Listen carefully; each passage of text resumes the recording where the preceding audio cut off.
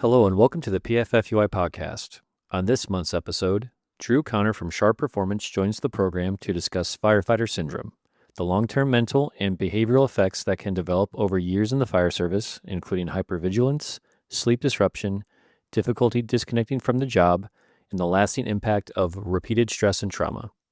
Enjoy the show.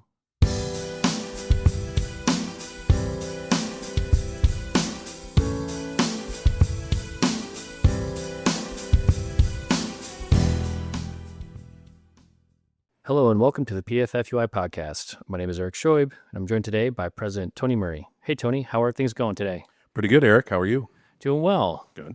It is May in the state of Indiana. It is May. And you know what that means?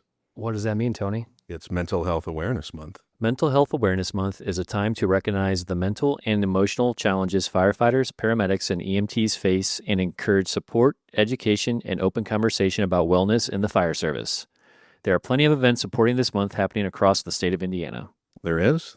And we're really lucky to be joined today by a special guest. Yes, we are joined today by Drew Connor from Sharp Performance. Drew, welcome to the podcast. I appreciate y'all. I'm happy to be here. Yeah.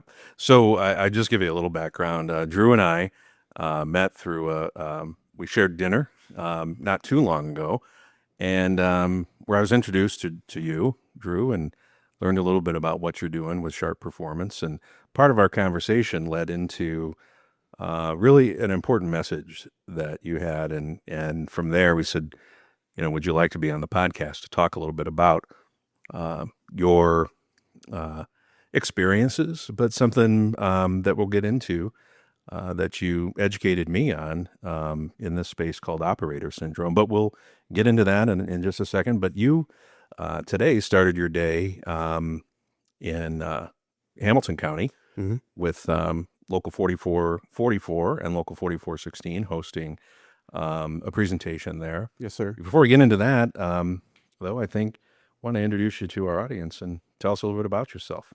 Yeah, I appreciate the introduction. Again, like you said, my name is Drew Connor. I was in the Army for 17 and a half years. Spent the first 8 years or so in the infantry. Was a squad leader there. And I finished the rest of my career as a Green Beret in Special Forces with 5th Special Forces Group. We're not going to have any problems. I'm not going to give you No problem. You're going to kick my ass if I do, right? Yeah. No, I'm a peaceful man now.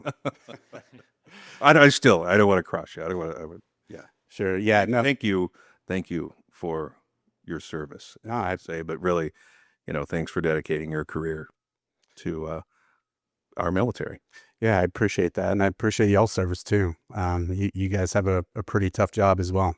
Thank you. But I interrupted you just to pause. No, you're good. All right. So where were you? Yeah, no, I work for Sharp Performance now. I'm an account executive with them.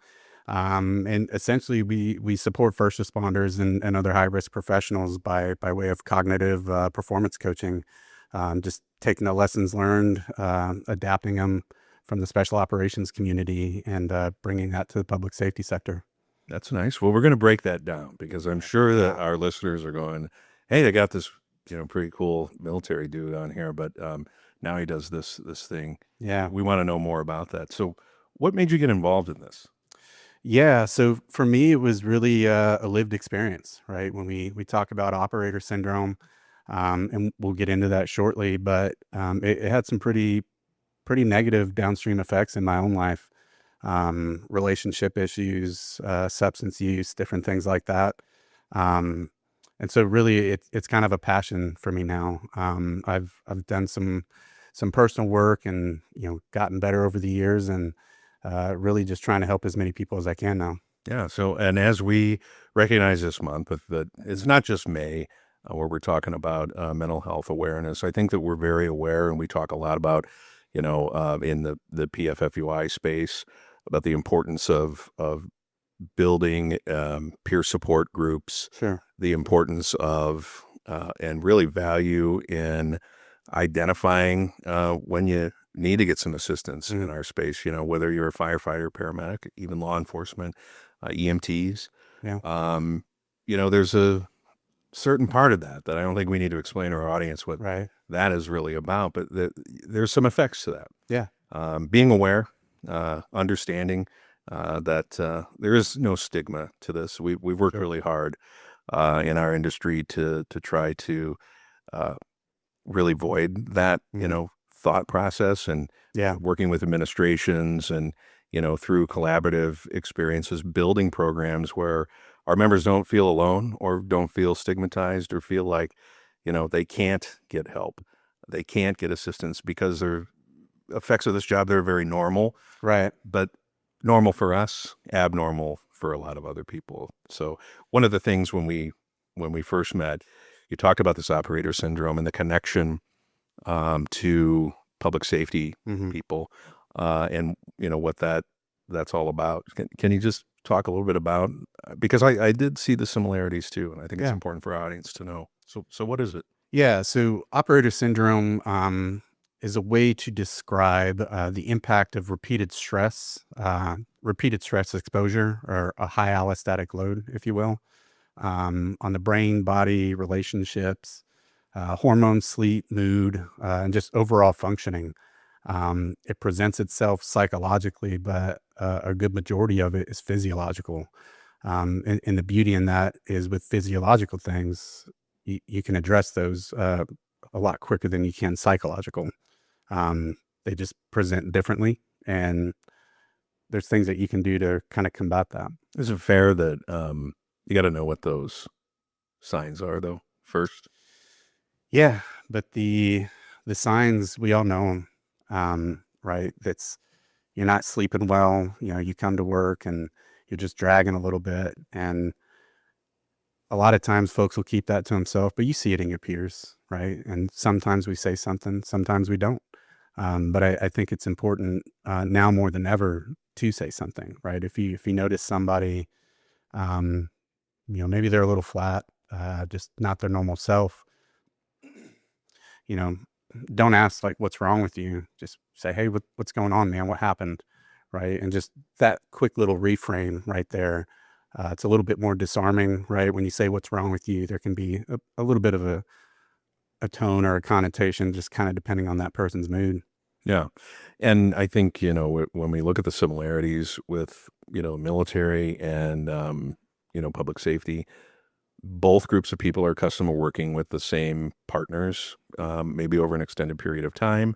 So it's easier maybe to see differences in people, or just to know when people are having a shitty day. And is it just a shitty day, Right. or is it, is this something more, right? Sure. And one of the things, having been involved in the union for a long time, and being in the fire service for a long time, you know, years ago, we took this approach that, well, it's none of my business, right? Right. It's none of my business. I don't want to, intervene, get involved, and I certainly don't want to get anybody in trouble.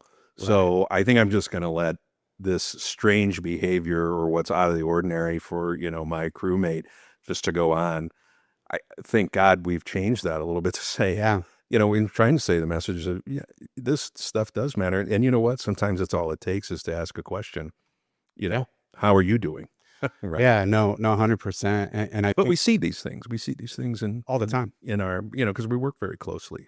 Yeah, and I'm guilty of the same thing that you just said yourself. I struggled once I recognized I was struggling, right? Like I kept it to myself, and I tried to, wear a mask and project one thing, but inside I'm feeling something different.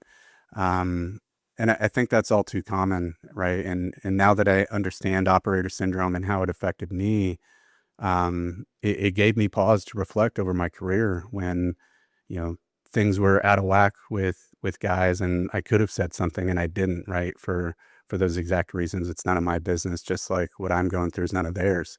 But when you work in these communities, right, the military, law enforcement, fire, um, you are your brother's keeper, right? For better or worse. And that means if they're having a bad day, you really kind of have an obligation to check on them, and just be somebody for them. Yeah. And, I think that there's varying degrees of what that looks like for each Sure. individual, right? Sure. But I think it's important to know, and just just be aware, like, we see terrible things, Right. and that's not normal. Right. And perhaps sometimes how we deal with that could be normalized a little bit better. Maybe if we had a better skill set to, one, understand in ourselves that things that we're thinking or things that, are the aftermath of a terrible run or a series of stacking of, what we would consider, run of the mill, Mm-hmm. normal runs, whatever. But, it's not just one thing. Maybe it's a series of things, but keeping in mind that, I guess what I'm trying to say is that, that part isn't normal.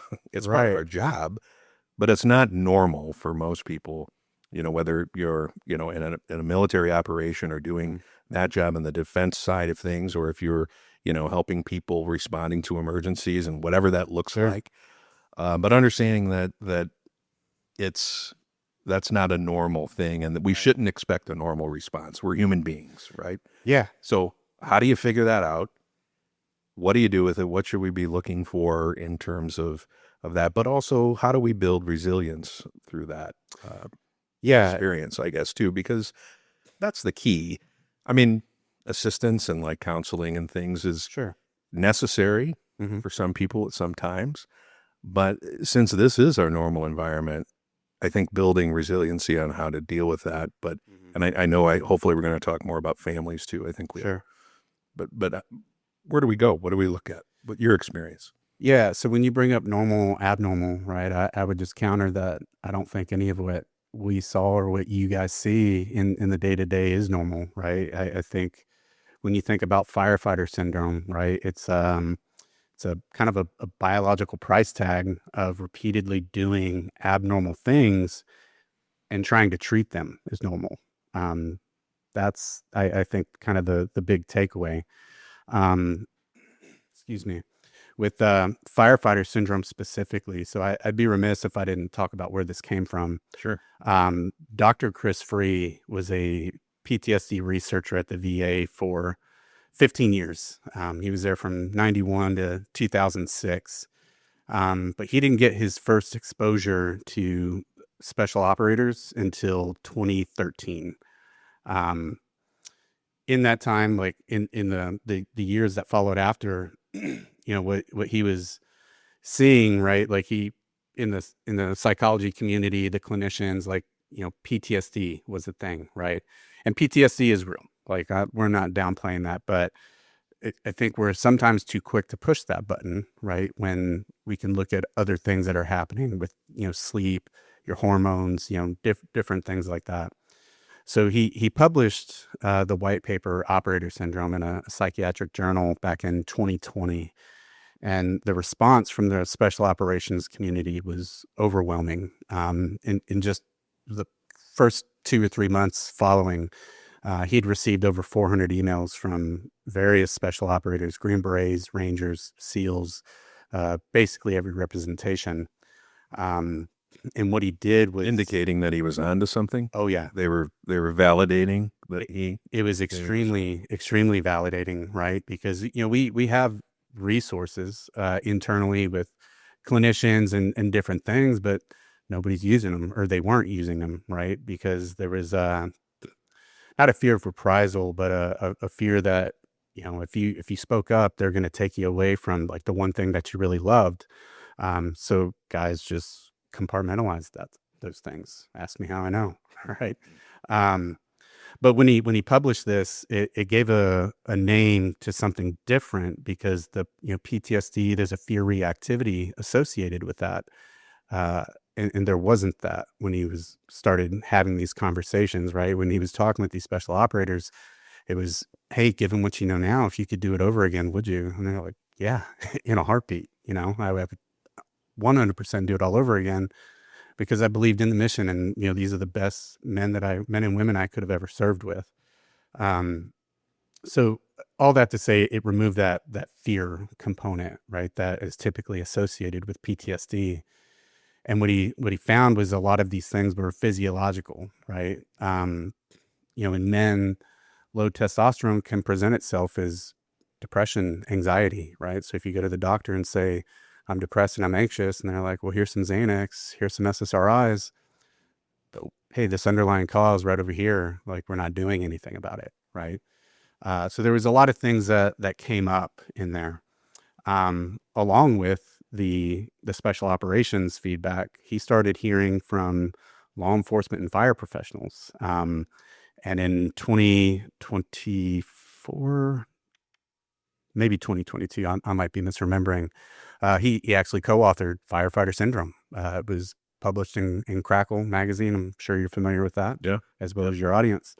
But it just reframed it for the fire community, right? Because if I sit here and tell you a Green Beret and a firefighter are the same job, I think we can both disagree that they're not.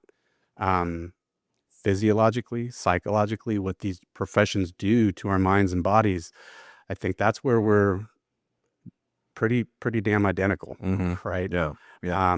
And so with firefighter syndrome specifically, right? Like there's things that are common knowledge. The number one killer of firefighters is cardiometabolic factors, right? And that's on duty, in retirement, whatever the case is. Cancers, toxic exposures, things of that nature, also pretty prevalent. I think that's where we most closely align in profession, right, is toxic exposures and cancer, because it is rampant in our community as well. But then from there, right, if you're talking about the body, the hormone dysfunction, right, low testosterone is pretty prevalent. And if you've got low T, I'd almost guarantee you've got a vitamin D deficiency as well. There's sleep disturbance, right? Sleep apnea. I was first. Very prevalent in the Yeah. fire service, actually. Yeah. Obviously, the disturbed sleep Yeah. option is it's part of because of the shift schedule. But I was surprised to learn how many firefighters have some sort of sleep apnea that go untreated, which then leads to a bunch of other cardiovascular risk factors and things. And I think going untreated is it's a travesty, right? Because you got people around you that love you, and if you have sleep apnea, I promise they'll let you know. Right? I've let some people in the bunk room know. Oh yeah. Over the years. Yeah. You know how old I was when I was first diagnosed with severe obstructive sleep apnea? No. 23. Really? Yep. I was just 2 years out of my first deployment to Afghanistan in 2006. My roommate at the time, I was single. I wasn't married at the time. And, my roommate was just like, bro, like something's wrong with you. Like, I think you're not breathing in your sleep. Like I watch you and I'm like, but you're watching me sleep, bro. He's concerned. But he was concerned about me. And I appreciated, learning that, because I did get a sleep study done, and it was just very weird. 23 years old, I'm in pretty good shape. Right? Yeah. Why do I have severe obstructive sleep apnea? But again, 23, I didn't, they gave me a CPAP. I didn't use it. There was a little bit of shame with it, right? I'm a single guy. Like, I don't want girls seeing this or anything. I didn't want to be hooked up to a machine at night. So I was pretty resistant to it at first. You use one now? I do. Yeah. Yeah. No. And it's just one of those things you just got to get used to it, right? It's building habits, building good habits, and getting my sleep in check, was the best thing I could have ever done for myself. I just think that every firefighter should get one. It should just be in their locker. Yeah. Yeah. Ready to go. For sure. Everybody. Yeah. No, it's but moving on from there, right? Like that's kind of the body things. From the mind perspective, right? PTSD, it's often pretty atypical. Again, not downplaying that disorder diagnoses. But again, there's depression, anger, irritability, the worry, panic, kind of stress reactivity. You're always just kind of in this sympathetic nervous system state, right? You're always activated. There's the hyper-vigilance associated. And then there's going to be memory and just cognition issues, right?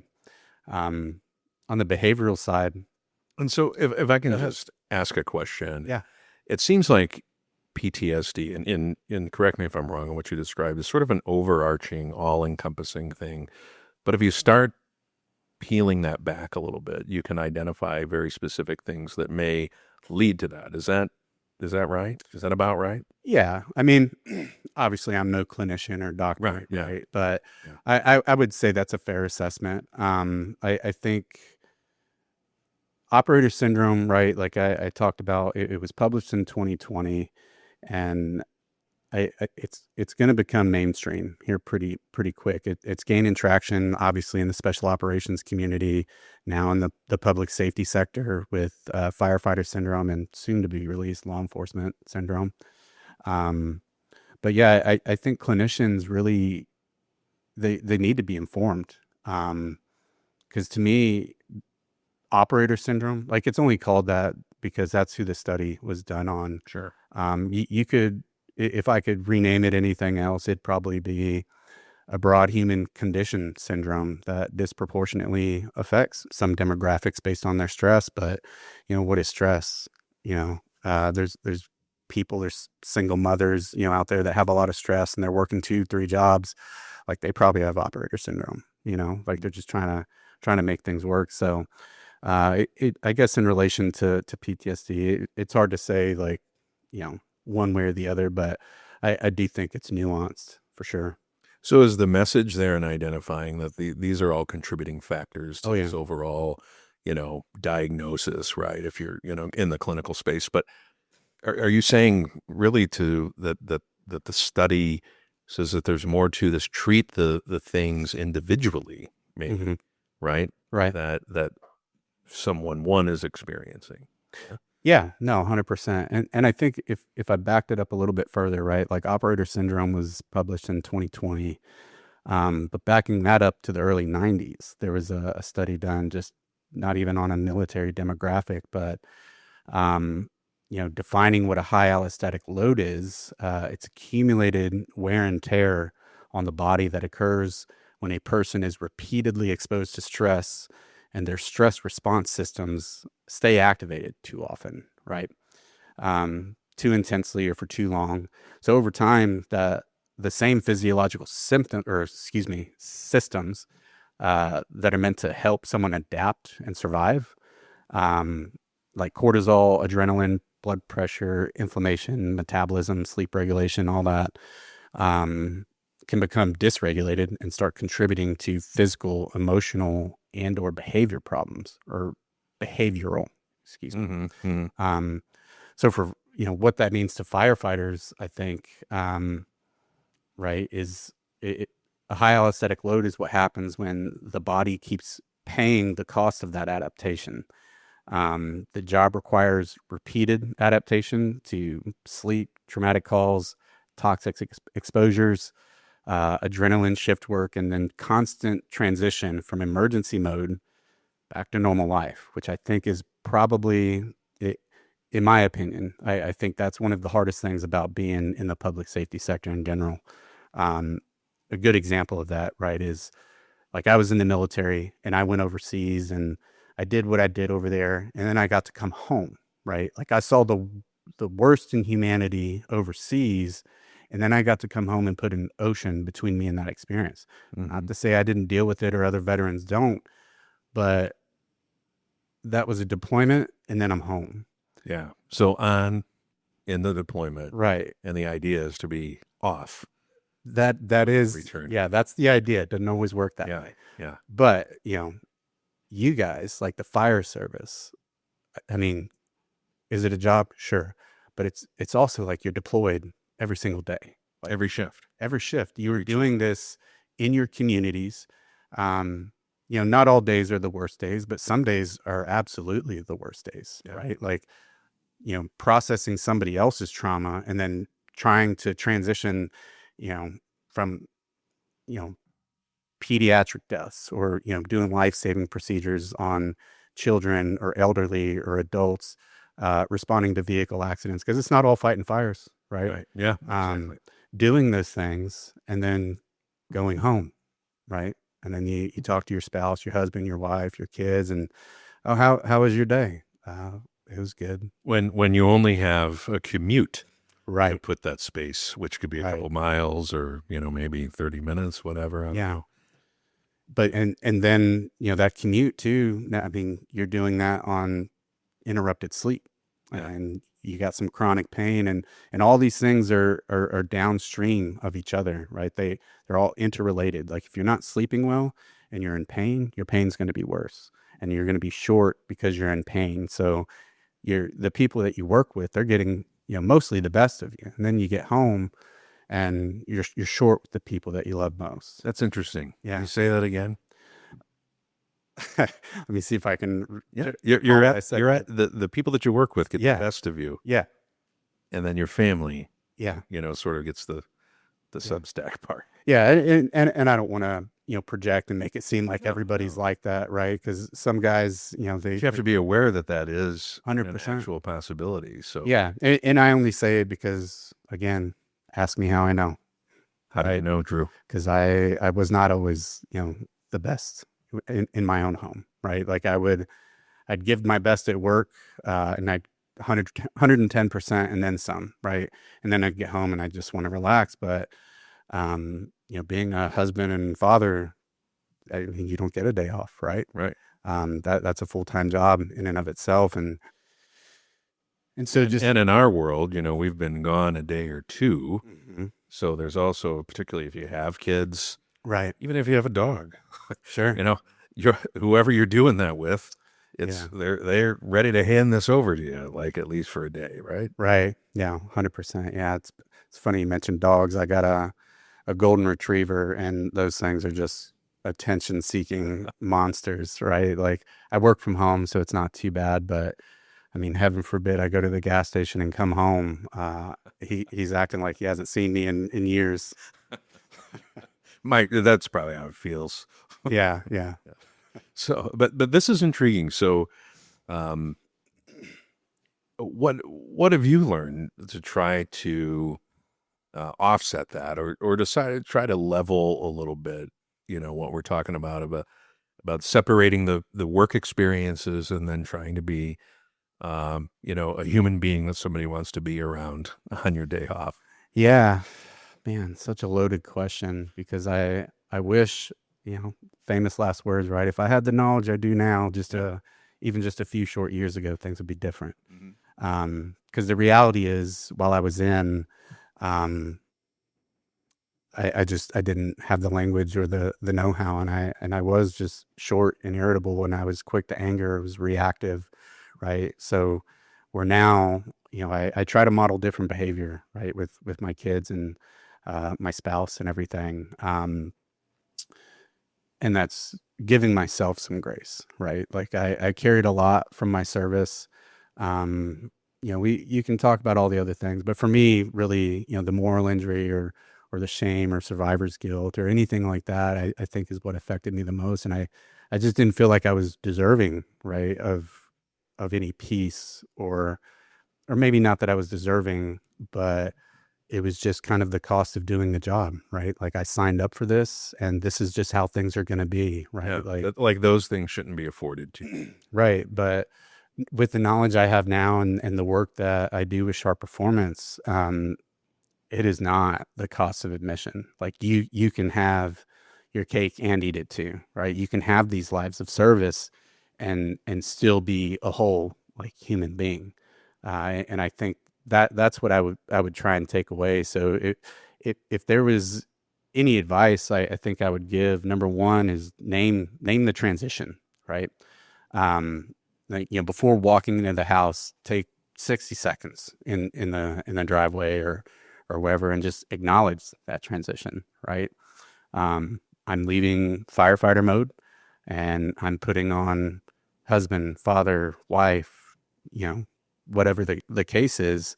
And I think even just that small moment of awareness matters, right? And if that's not enough, when you walked inside, everybody's going to be happy to see you. Just like, hey, just got home, let me go get changed or whatever. Give me 10, 15 minutes, and just take that time to yourself, and just, like, be present. And that way you're giving your family the best version of yourself, the version that they deserve, right? The version that you give the job every single day, right? Because again, we talk about stuff like this all the time.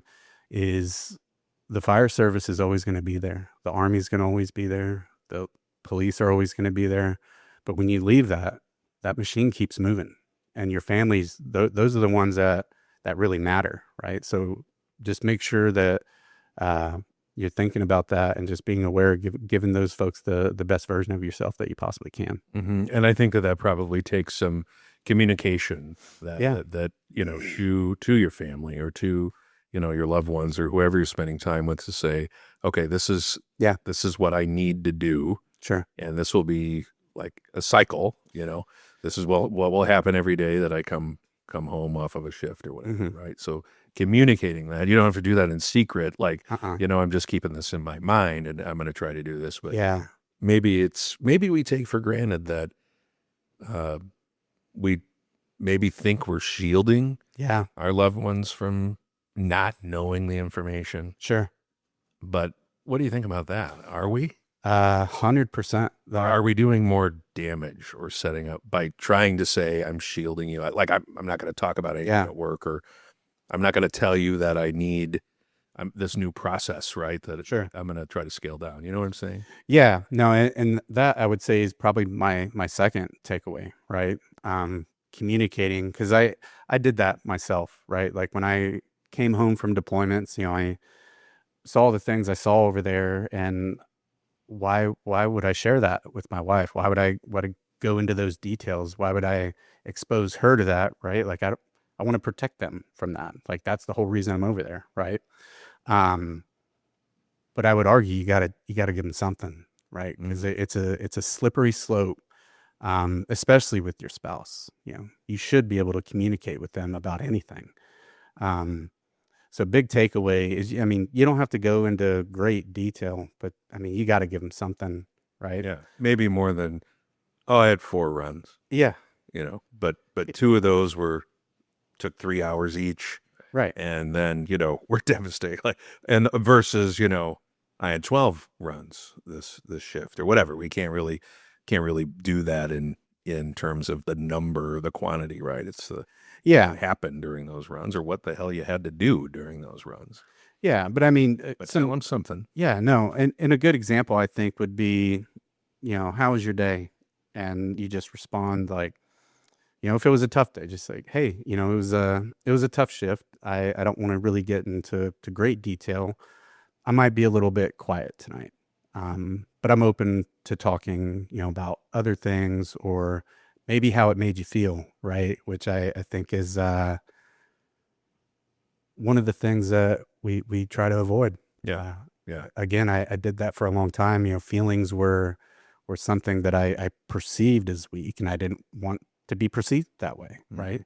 But understanding now that feelings are okay, right? Whether you're happy, sad, angry, like they're all emotions, right? And they all have their place. But just being able to talk about it, maybe not what happened, but how it made you feel, right? And you don't have to go to a clinician to do that, right? Like you can do that with your spouse, you can do that with your peers. Obviously, Sharp Performance has coaches that you can do that with, but just kind of getting it out there is therapeutic in and of itself, right? Journaling, talking, all these things help you like scientifically process what just happened, right? The abnormal thing that we're trying to normalize in a sense. Yeah. So it's important to talk about it, but also being aware of maybe selecting the person that you want to talk to, full details. Oh, yeah. Or, versus, more, I guess, protected details or whatever. But Sure. I like what you said about, it was a rough shift, and I'm not necessarily want to talk about it right now, but the one thing you said is I might be a little bit different tonight. Right. But it's okay. Yeah. And, if I need something from you, know that I'm going to ask for that, or I'm going to, you know what I mean? Yeah. No. And part of, rather than just kind of go, oh, fine. yeah. And then go, well, And part of that communication piece too, I'm guilty of this. I'd say probably everybody in this room, maybe some of the people listening are guilty of this. you don't tell your spouse what you want or what you need, right? And you just expect them to know what you need based on your body language, but that is a fool's game, right? Right. If you need something, you need to be able to say that, right? Because your spouse is not a psychic. They don't have a crystal ball. They're human just like you Yeah. are. Just And if like that's time, if that's space, whatever that Right. is, right? Yeah. And if you need time and space, tell them you need time and space. If you need connection, if you just want to sit on the couch and cuddle or do whatever, like Mhm. do that thing, right? Yeah. But tell them what Yeah. you need. Yeah. Yeah. Good. That's pretty basic. Uh, But it is basic, but as it is. basic as it is, it's pretty difficult, right? Yeah. No, it's easier said than done. That's for sure. Yeah. What other experiences are that you've been able to draw from this, like in your own experience? Um, I mean, from my experience, right? Like, you know, I think for me, the biggest thing was relational. How I interacted at home versus how I acted at work, or again, kind of the versions, different versions that people got of me.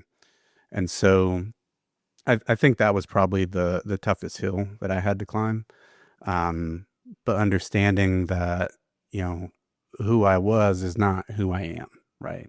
Like when I think back to some of those times where, you know, I wasn't the most present husband or father, does that make me a bad husband or father? I don't think so. No, Mhm. right? Those were just kind of seasons of life that I didn't really know how to get through. And my whole goal now is, because I have an understanding of that and a lived experience, all I want to do is just get it out there. I want to have as many conversations as I possibly can, um, in hopes that it helps somebody else.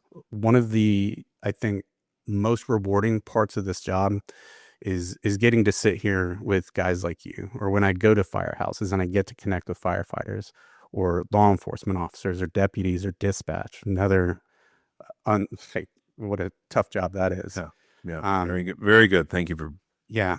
that inclusion. Yeah, and it's funny. I never really gave them much thought until I had this job. But man, that's another just thankless job. So appreciate all the dispatchers out there as well. Yeah, they have to do so much for cops. I know. I know. Yeah, but you know, back to what I was saying, with the most rewarding part of this job is when you see guys and gals that have their aha moment. And for me, where it's most impactful is when they see what type of husband or wife or father or mother that they have been, and they want to be something different, right? And so I've seen it a handful of times now, and when I get to see it in real time, it's emotional. You know, it brings tears to my eyes every time, because you've not healed a parent, but you've given them the tools to start that healing, right? Mhm. And when you do that, the downstream effects of that, the second and third order good effects of that, is you're healing a relationship with a child. A child is getting a more um, present parent. They're getting a more emotionally regulated parent. They're getting love, that a different type of love, right? Mhm. And I think that's kind of, you know, my big thing now is seeing that in the people that we serve. It's something that I've experienced myself, you know, with my own family.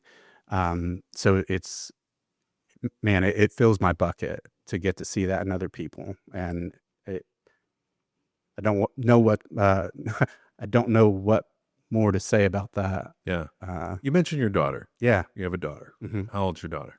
So I have two. Okay. My oldest is 15, and she'll be 16 in August, and my youngest just turned 4 in Okay. March. Yeah. So, and you have a baby on the way.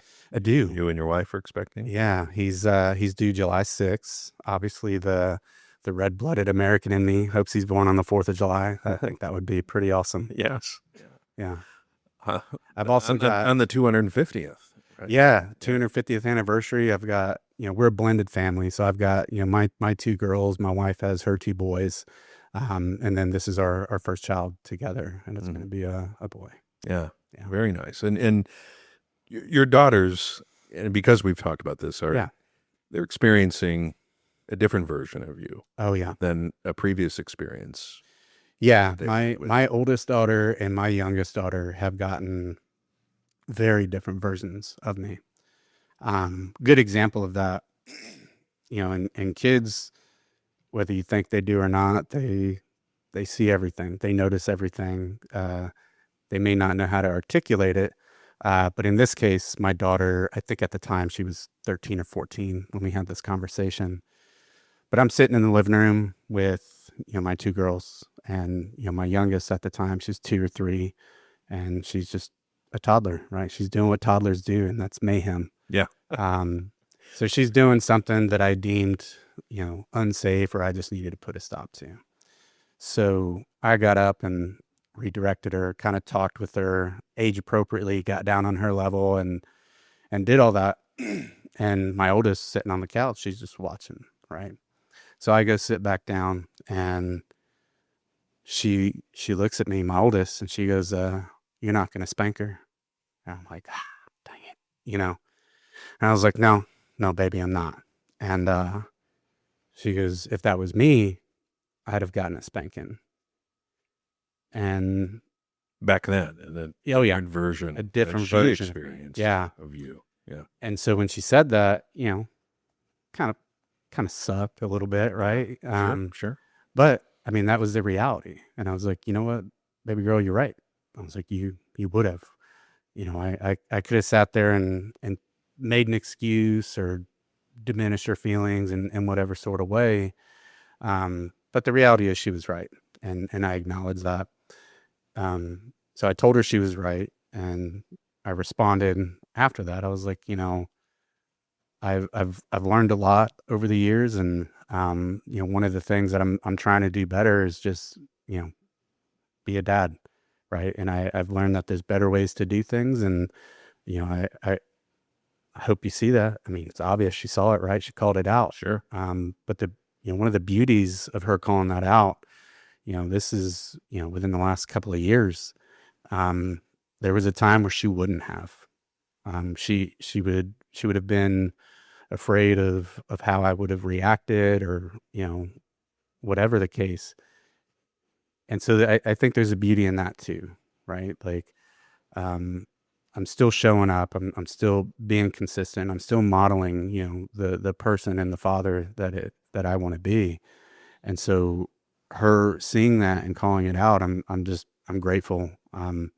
She's got courage, more than I could have ever hoped for. And for her and I, right, like even an interaction like that, I think is healing.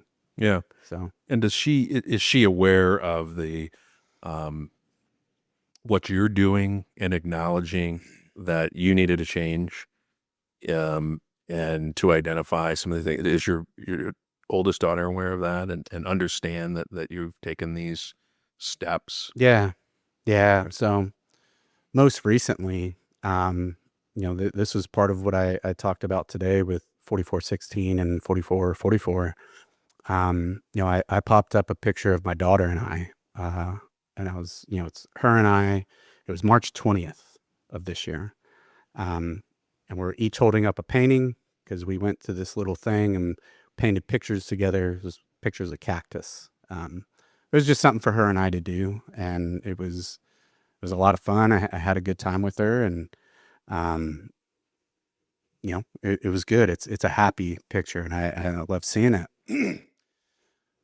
The next day, March 21st, we got some more, just me and her time, and we're just talking, and she's talking about one of her friends, and I'd asked about her home life and all that, and she was saying that, oh, it's good, but dad, he's this way or that way, right? Like, he's physically there, but sometimes he's just not there, if that makes sense.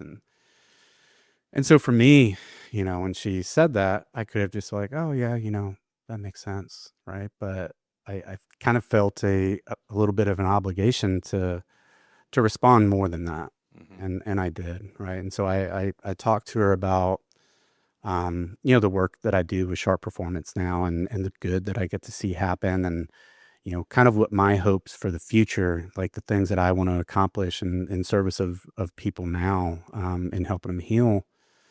And then acknowledging, right, where, you know, I do know what that's like, unfortunately, right? Mm-hmm.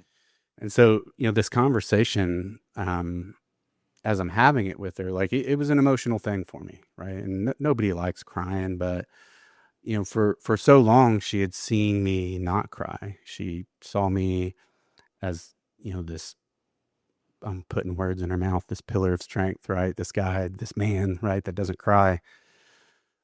But again, trying to model something different. So I let the emotion come, and she there's that natural pause in the conversation. When I glanced over, I could see she had tears in her eyes, and she was trying to find her own words, right?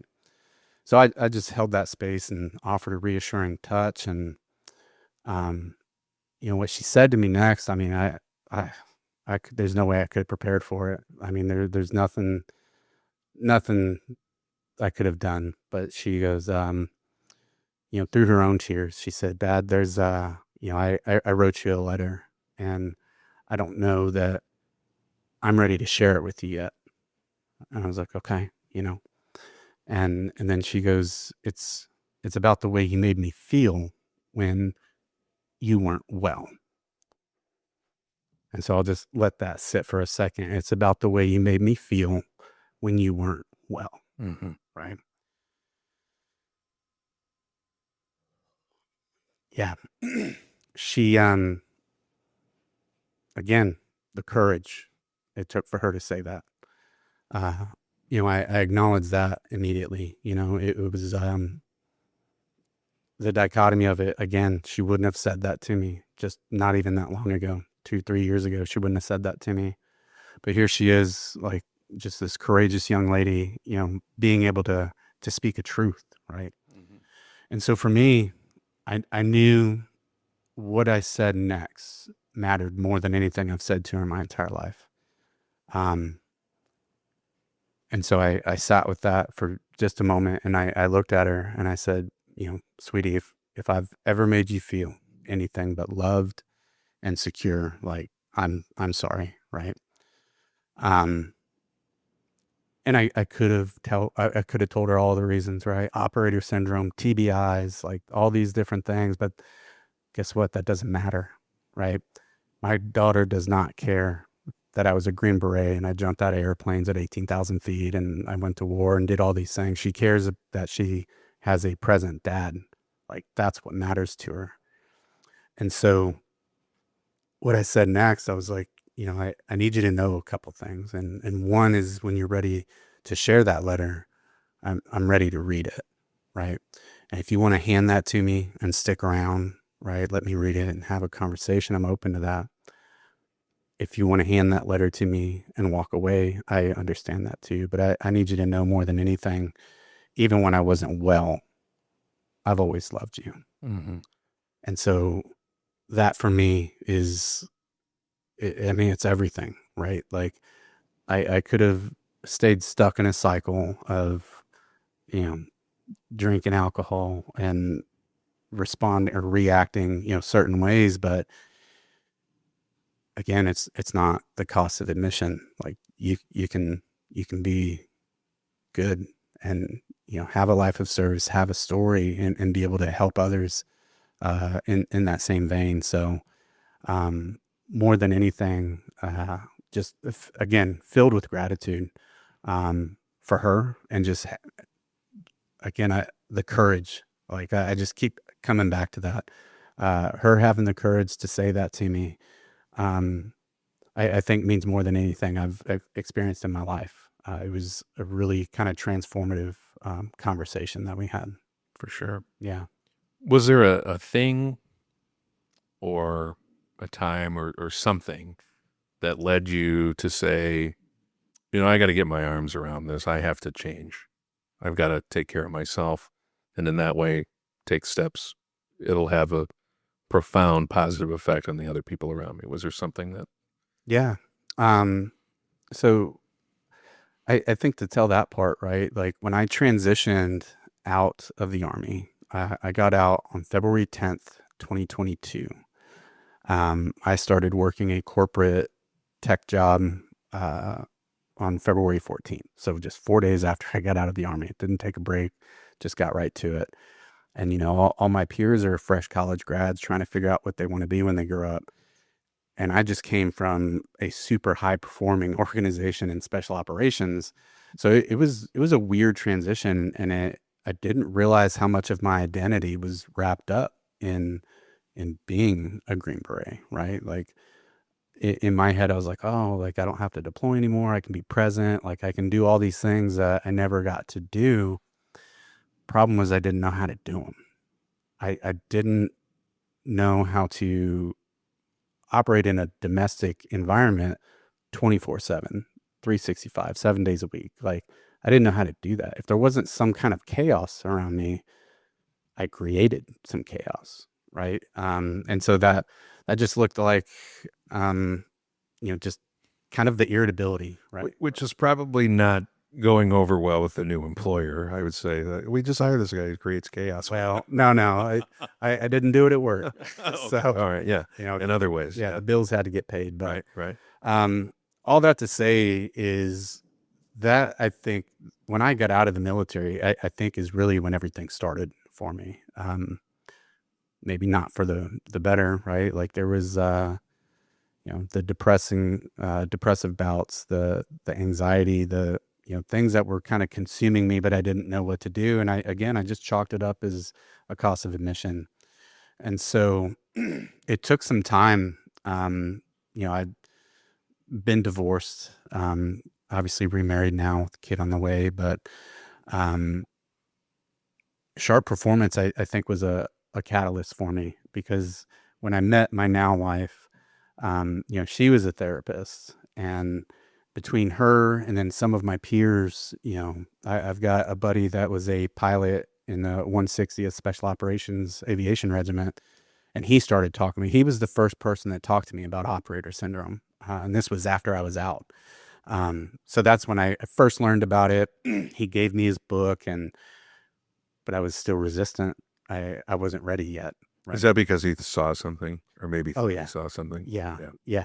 And no, he definitely saw something, and I'm again really grateful to him for speaking up. And because he did, he was the first person that I reached out to when I kind of hit that rock bottom where I just didn't know what to do anymore. Like the dark whispers were starting to get to me, and I didn't know what was going to come next. Mm-hmm. Right. All I knew was that I was in pain and I was suffering, and I didn't know what else to do about it other than, just ending it all. So really, really grateful for him. But I think, in that time, like I started doing things, and I started doing therapy, right? I finally gave myself permission to do that.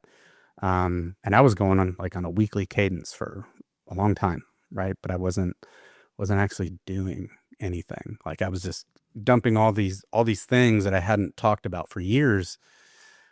But then I'd leave session. I'm like, okay, well, I guess it's back to normal now, right? And she would tell me like, hey, like, what are you going to do to take care of yourself? Let's this or that. I'm like, yep, I'll do that. And then I didn't do that, right? And so for me, I think once those wheels started turning, I was like, okay, something's got to give. That's when I found out about Sharp Performance. And I started the interview process. Like they were looking for former special operations guys with sales experience, which I now had, right? Sales experience. And so when I learned about the mission, I was just like, this is it. This is how I help myself. Because if I can pour into other people, I don't have to worry about my stuff. That's not how it works. Yeah. So it's funny. One of our guys, Justin, he lives here in Carmel. He's our head of talent. He's a former Green Beret officer. He heard that story today. I was like, well, Justin's here and I'm just going to say it. But yeah, when I got hired here, I don't think I was good in hindsight.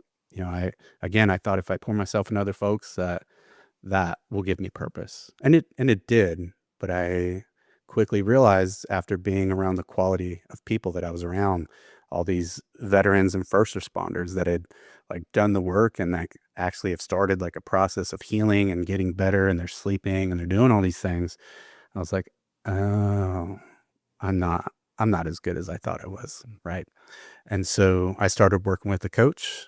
He's our head of coaching, Steve Bunting, former um, Navy corpsman, medic attached to MARSOC, was Marine Raider, contracted with the CIA for a bit.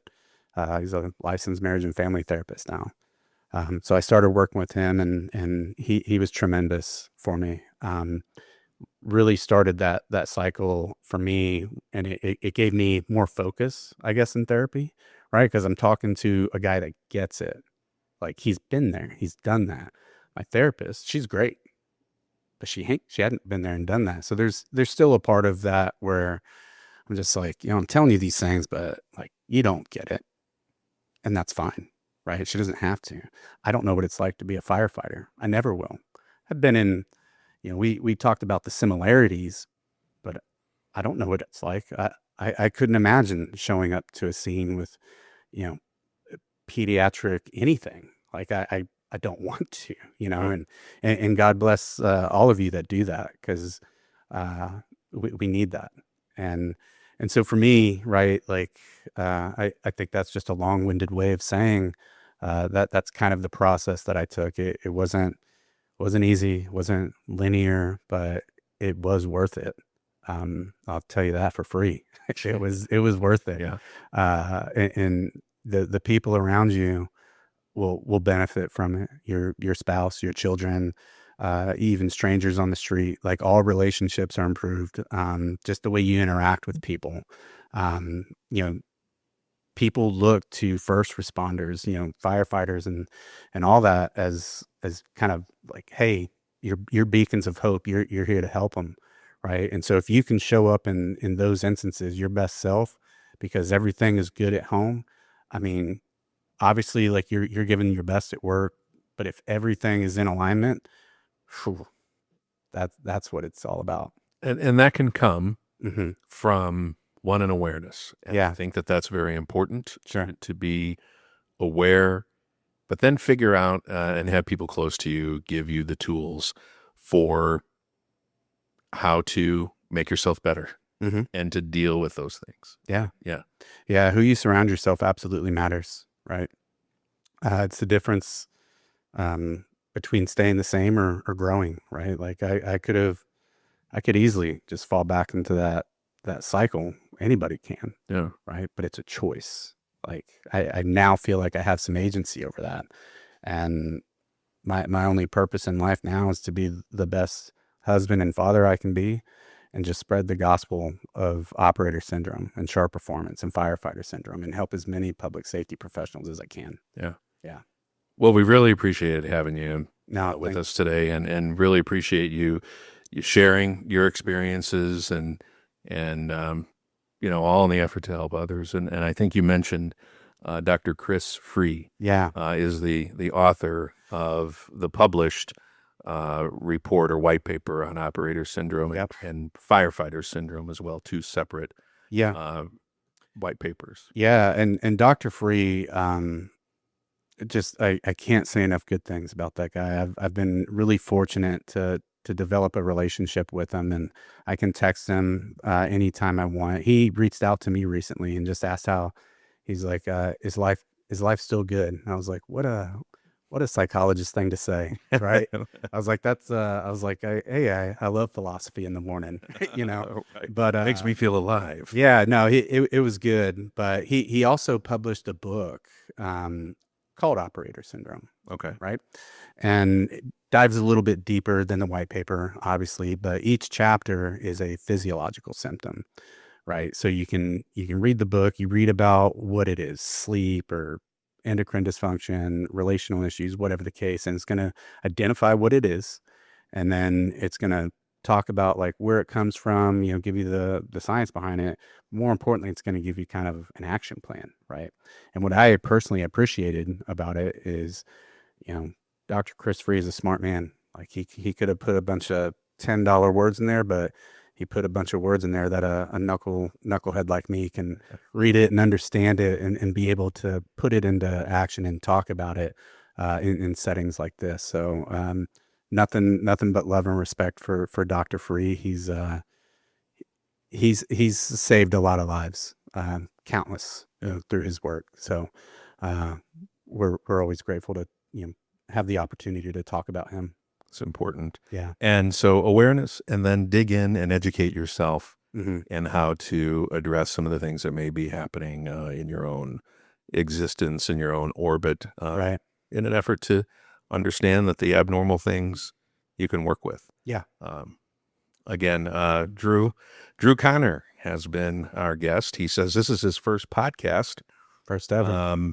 but it doesn't seem like it because you seem like a natural. Well, I think it helps having guys like you sitting across from me and, keeping the conversation going. And again, not just me, but everybody that works around me, we're passionate about the work that we do, and trying to, reach as many people, if nothing else, just to educate, right, and get people talking. So this is an easy thing for me to talk about. Well, thank you. Drew Connor has been our guest today, and we appreciate you being here. Thank you, Drew. Thank you. Thank you guys so much. Thank you for listening to the PFFUI podcast. Follow us on social media by searching the Professional Firefighters Union of Indiana. For more information about news and upcoming events, visit www.pffui.com.